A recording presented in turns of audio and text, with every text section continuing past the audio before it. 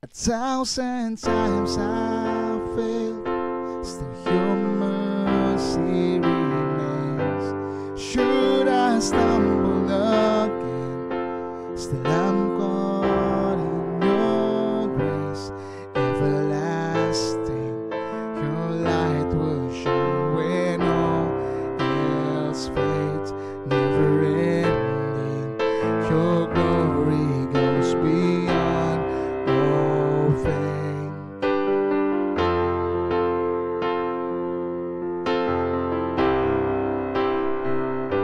You will above all else, my purpose remains. The art of losing myself in bringing you praise. Everlasting, your light will shine when all else fades. Never ending, your glory goes beyond all things. My heart and my soul, I give you control. Consume me from the inside out, Lord. Let justice and praise become my embrace, to love you from the inside out. Everlasting, your light will shine when all else fades. Never ending, your glory goes beyond all fame. And the cry of my heart is to bring you praise from the inside out, Lord. My soul cries out. Everlasting, your light will shine when all else fades. Never ending, your glory goes beyond all fame. And the cry of my heart is to bring you praise from the inside out, Lord. My soul cries out from the inside out, Lord. My soul cries out from the inside out, Lord. My soul cries out.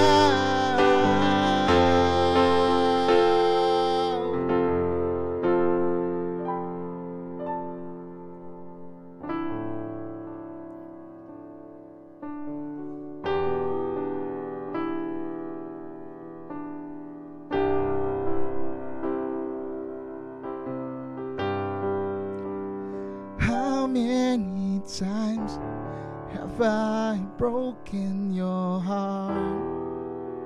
Still you forgive. If only I ask. How many times have you heard me pray? Draw near to me.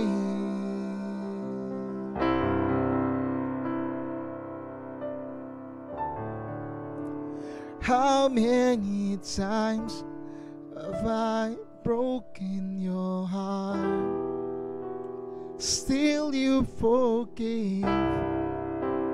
If only I ask. How many times have you heard me pray? Draw near to me.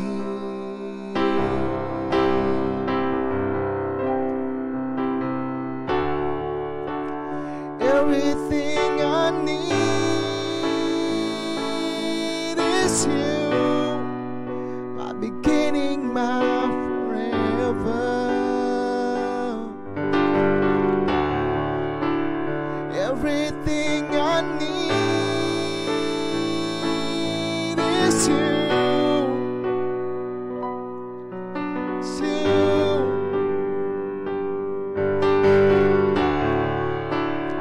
Everything I need is you, my beginning, my forever.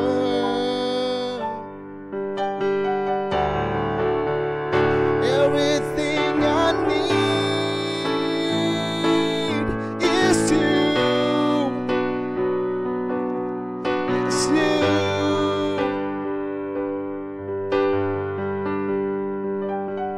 Give you praise, Lord, this morning.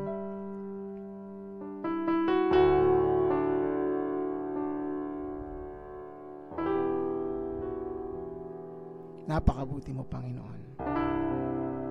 You always forgive. You always give us, Lord, a second chance. We give you praise, Father God, this morning. We give you glory.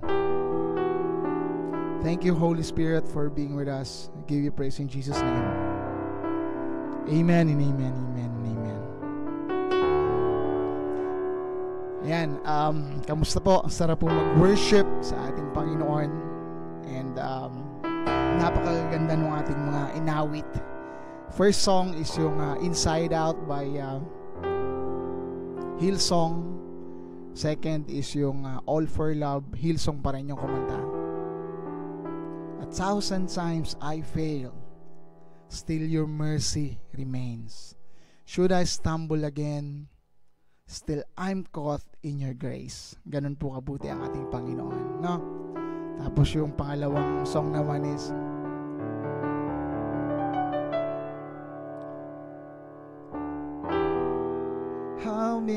How many times have I broken your heart, still you forgive.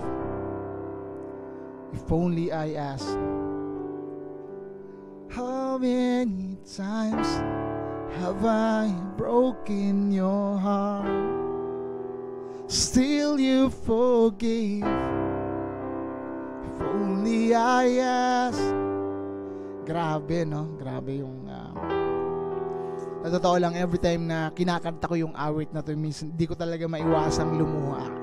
Honestly ngayon, medyo naluluha ako kasi iisipin natin yung lawak ng biyaya ng habag ng ating Panginoon is sobra-sobra talaga. As in, hindi natin kayang sukatin, hindi natin kayang i-express, alam mo yon, pasalamatan ng Panginoon. Kulang yung salita, kulang yung awit, kulang yung sayaw, kulang yung lahat ng ating ginagawa para pasalamatan, sabihin natin sa Panginoon kung gaano siya kabuti. And this morning, yun yung isang bagay na pag-uusapan natin. Sabi ko nga, the God of second chances.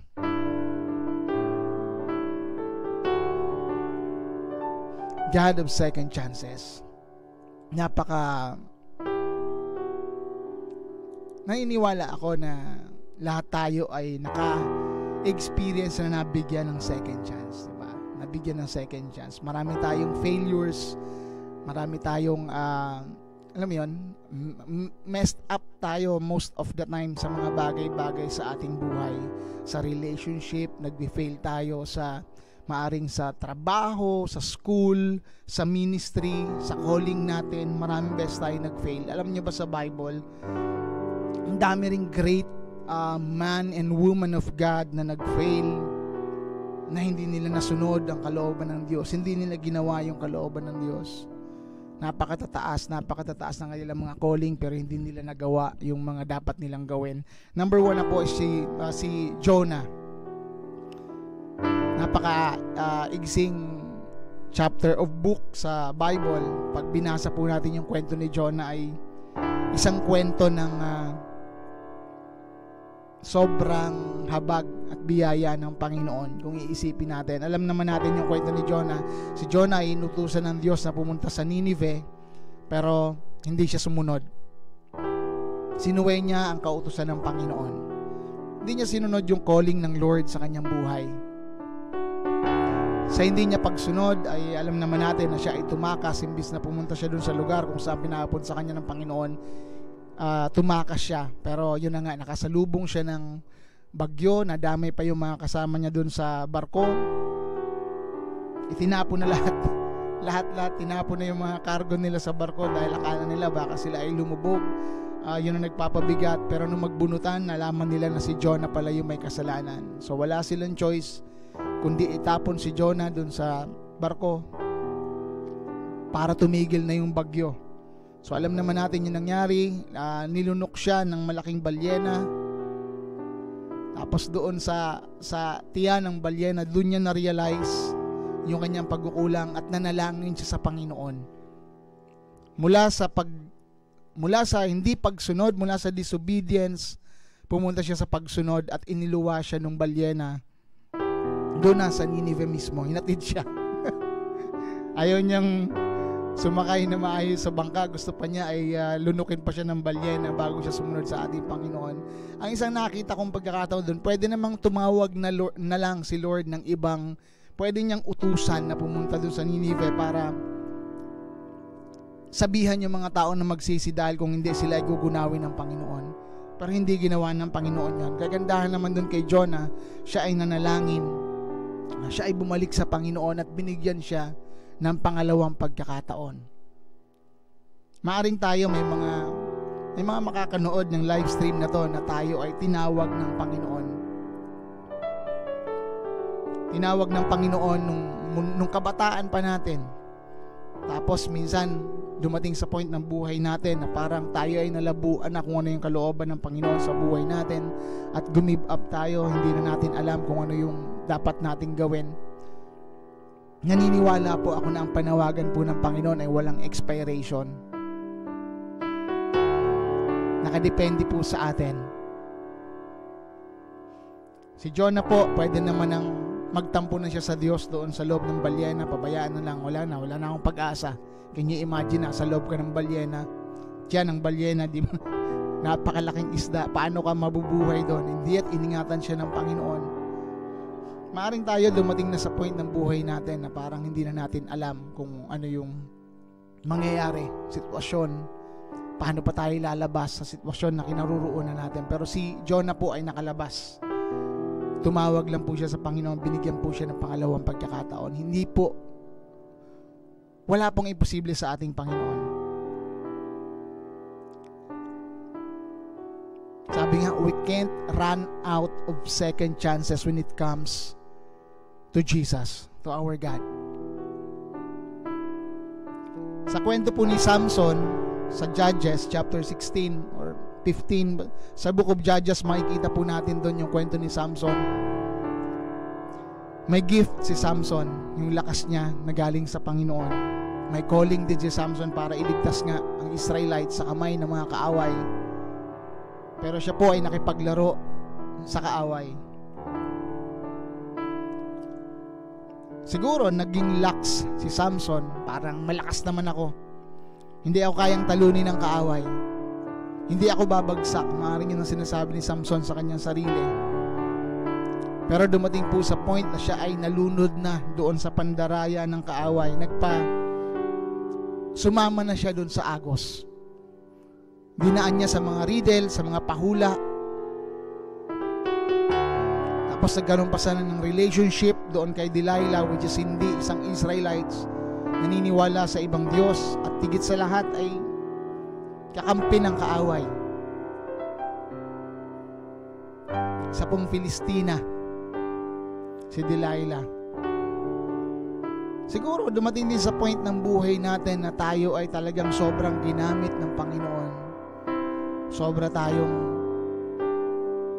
na-overwhelmed doon sa mga blessings na binigay ng Panginoon sa buhay natin, na tayo ay naging lax, nagpabaya. Tayo ay nagpabaya sa panawagan ng Panginoon sa buhay natin. Kagaya ni Samson. Dumating po sa point na si Samson ay nawalan na ng lakas dahil pinutol na yung buhok. Mahaba niyang buhok. At ang matindi ka pa niyan, hindi lang po yun, kung hindi, pati yung mata po niya ay inalis ng kalaban ng mga Pilisteo, ang Philistine.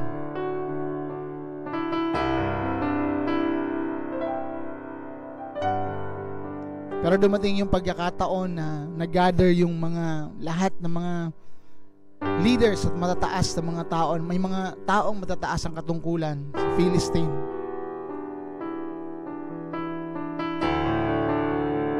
At inilabas ni Samson para pagtawanan. Maaring minsan tingin natin sa buhay natin ngayon ay parang pinagtatawanan na lang tayo ng kaaway. Parang wala ka ng pag-asa, sinasabi ng kaaway. Wala na. Hindi ka na makakabalik sa paglilingkod sa Panginoon. Wala na mangyayari sa buhay mo. Kagaya ni Samson, ganun din yung nangyari sa kanya. Inilabas siya para pagtawanan.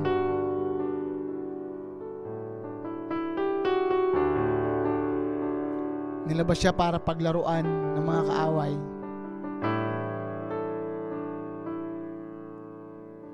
Pero po si Samson ay lumapit sa ating Panginoon. Nanalangin po siya sa huling pagkakataon. Humingi po siya ng lakas sa ating Lord. At sa huling pagkakataon ay tumugon ng Panginoon sa kanyang panalangin. Muli siyang pinalakas ng Panginoon at kanyang itinumba yung 2 malaking poste na kanyang hinawakan, at marami po ang namatay na mga leaders ng kanilang mga kalaban that time.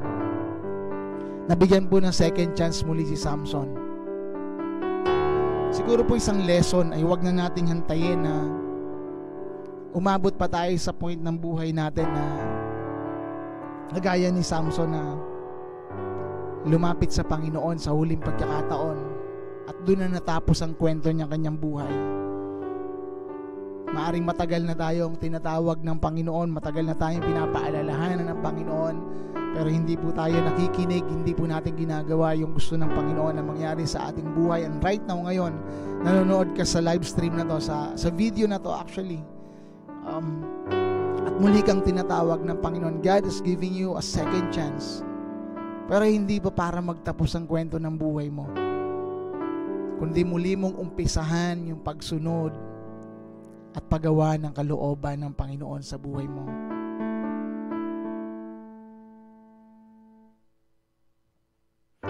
Napakasarap mong pakinggan na ang Diyos ay laging nandyan para tayo bigyan ng second chance.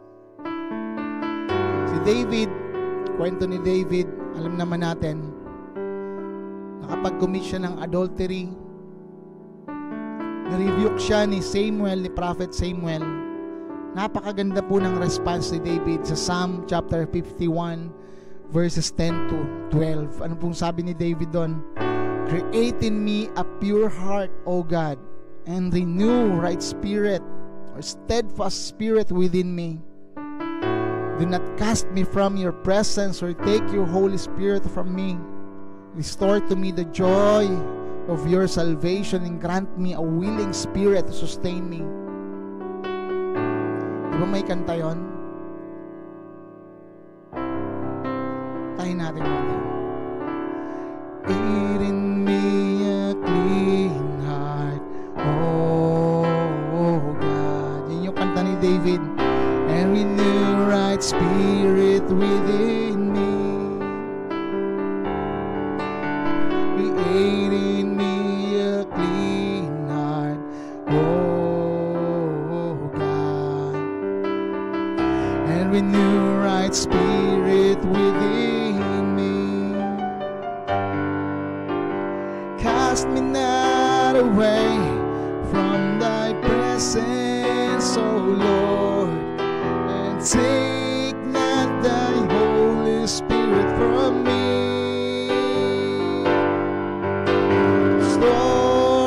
To me the joy of my salvation and renew right spirit within me. Ang ganda po nung kanta ni David, yung song of repentance, song ng panghingi sa Panginoon ng another chance. Alam niyo ba si David ngayon? Ano sabi sa Acts? David is a man after God's own heart. Hindi niya sinayang yung pangalawang pagkakataon na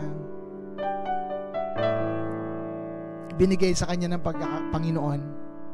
Nung siya ay ni-rebuke, automatic po siya ay nag-repent sa kanyang kasalanan. Bumawi siya sa Panginoon. Si David yung nagsabi that I will not offer anything to God that cost me nothing.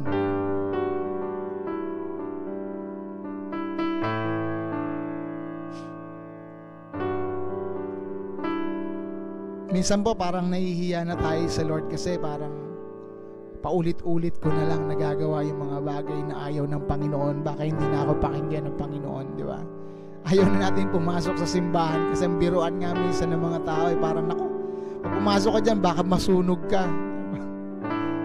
Kasi nga, sa sobrang alam niya na dami na ng kasalanan natin sa Panginoon. Bakit po ang sabi ko is God of second chances? Bakit po yun ang sabi ko? God of second. Bakit hindi God of second, third, fourth, fifth chances or ano pang sunod-sunod pa na chances? Bakit hindi ganon? Kasi po kapag ang Lord ang nagbigay ng second chance, bago po talaga. Kinakalimutan niya yung dati. Bago na po. Parang isang coupon band na nag-drawing tayo tapos ang pangit ng drawing natin.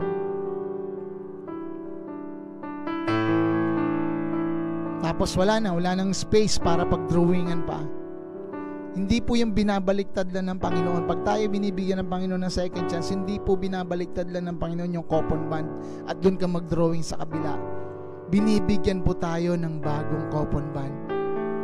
Binibigyan po tayo ng bagong pagkakataon ng Panginoon na magawa natin kung ano yung kalooban ng ating Diyos sa ating buhay.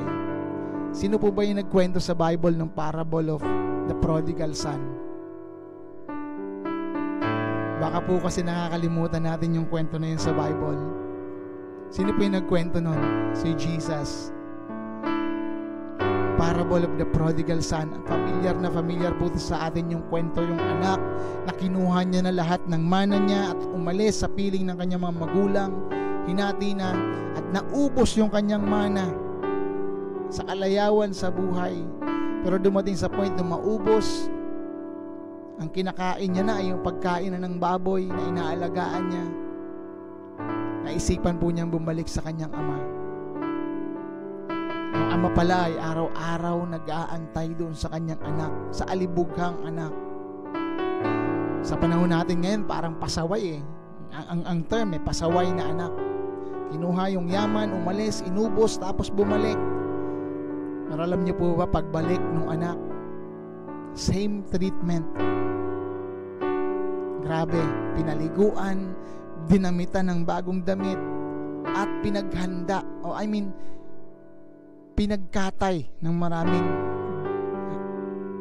alam mo yun, nagkaroon ng handaan dahil sa pagbabalik ng alibughang anak. Sino ba yung nagkwento sa Bible nung 100 na tupa tapos yung isa ay nawala?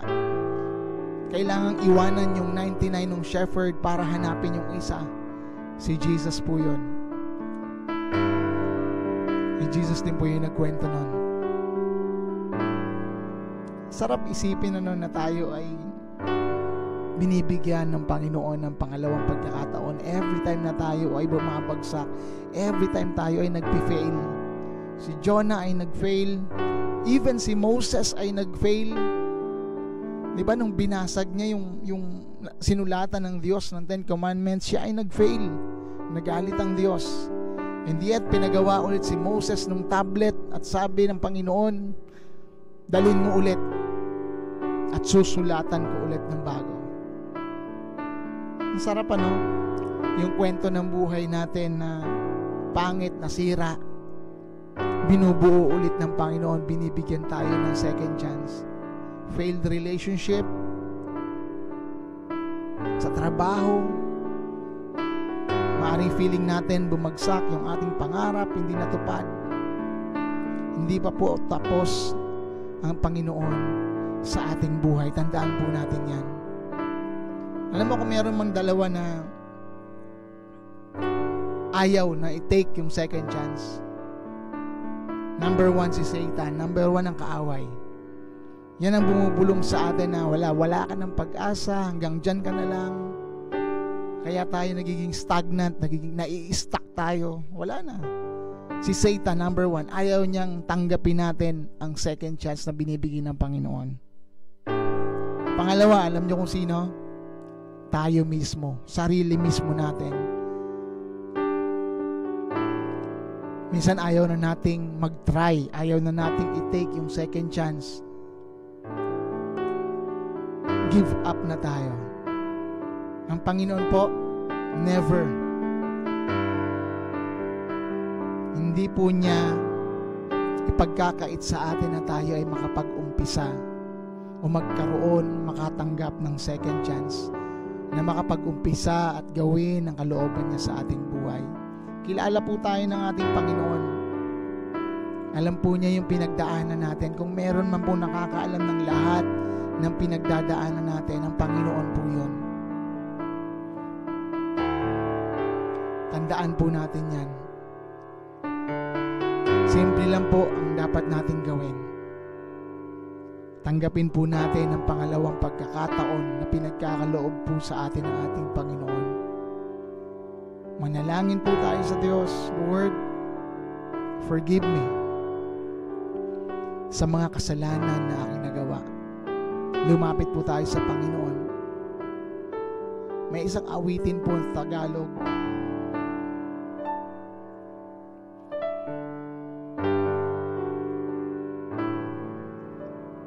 Sabayan niyo po ako sa pag-awit ng awiting ito. Puso ko'y iyong sinisiyasat, buhay ko'y iyong alam, ang lahat kong lihim, O Yahweh, ay tiyak mo ngang nalalaman ang lahat ng aking ginagawa. Sa'yo ay hindi lingid ang lahat kong lihim, O Yahweh, ay tiyak mo ngang nababati. Salamat, Panginoon, kilala mo ang lahat ng bagay ay dilingid sa'yo. Salamat, Panginoon, tinutuwid mo ako. Ikaw lang ang may alam ng aking patutunguhan. Salamat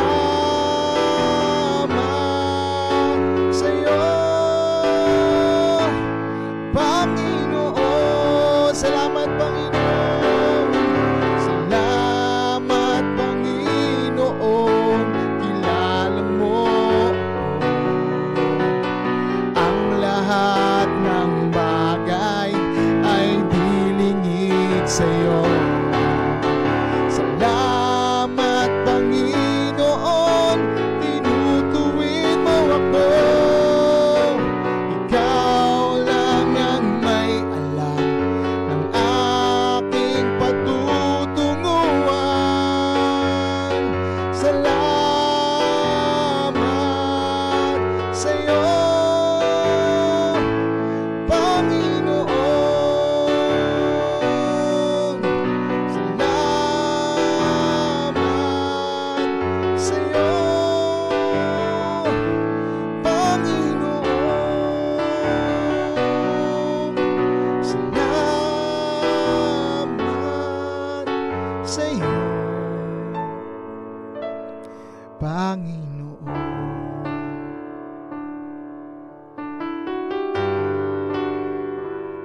Can we just pray? Lord, salamat po. Tunay nga po na kayo po ang nakakakilala sa amin. Lahat ng bagay sa amin, Lord God, lahat ng lihiman, Panginoon, lahat ng ito ay alam mo, Panginoon. And even right now, Lord, alam niyo po ang sitwasyon na aming kinakaharap. Alam niyo po yung pakiramdam namin, Lord God, na minsan gusto na namin give up. Ayaw na namin mag-try ulit. Salamat po sa pagpapaalala sa amin ngayong araw. At even, Lord, yung mga great man sa Bible, Father God, ay nag-fail din. And yet, sila, O Diyos, ay nabigyan mo rin po ng pangalawang pagkakataon, pangatlong pagkakataon, pang-apat na pagkakataon. Thank you for all the second chances, Lord, that you've given us, that you're giving us, Lord. Salamat. This time, Panginoon, patuloy kami, O Diyos, na nagpapasalamat sa pangalawang pagkakataon na pinagkakaloob mo pong muli sa amin. Pangalawang pagkakataon na ayusin yung mga relationships na dapat ayusin, Lord. Pangalawang pagkakataon na magkaroon ng magandang trabaho. Pangalawang pagkakataon, Lord God, na maging successful sa negosyo, Father God. Pangalawang pagkakataon, Panginoon, na ibigay ang aming buhay, ang aming talento, ang aming lakas sa paglilingkod sa iyo, Diyos, sa ministeryo mo, saan mo man po kami, Panginoon, tinawag, Lord God. Salamat, Lord. Thank you for the second chance. Thank you so much, Father God in heaven, this day. Hindi po namin nahayaan na masayang yung pangalawang pagkakataon na pinagkaloob, pinagkatiwala mo po sa amin, Panginoon. Thank you, God. Thank you, Holy Spirit. Lord, I speak blessing sa lahat na makakanood ng video na to, Lord. No matter what the situation that they are facing right now, I just pray, Father God, that you would be with them, Lord. Bless their family. Bless their business. Bless their finances, Lord. Bless their studies, Lord God, in the mighty name of Jesus. Healing, Lord, sa mga may sakit at karamdaman, Panginoon. Salamat po, Father God. Continually, every day, Lord, that you would change us, Lord, from glory to glory. As we give you the praise, the glory, this is our prayer in the mighty name of Jesus. Amen and amen and amen. Thank you so much po for watching this live stream or this video. So ito po ay recorded actually. Dahil wala tayong internet, dapat kahapon pa to, February 5, pero i-upload pa lang po natin. So ayun, thank you so much for watching this video. This is Kuya O and you are watching Worship and Word sa Gig TV. Sa mga hindi pa po nakaka-follow ng aking account sa Facebook, facebook.com/KuyaOPH. Yan po yung ating Facebook. Actually, personal account ko siya, pero pwede nyo po akong i-follow. Baka hindi nyo na ako pwedeng ma-add. So follow nyo na lang po ako. Ang ating pong YouTube channel ay ito ay i-upload din natin sa YouTube. Kung mas gusto nyo manood sa YouTube ay okay lang po. Ating YouTube channel naman ay youtube.com/gigtvph. Yan. youtube.com/gigtvph. Thank you so much po, and please don't forget to like our video and share. God bless po. This is Kuya Olan saying God bless you, God bless your family. Bye-bye.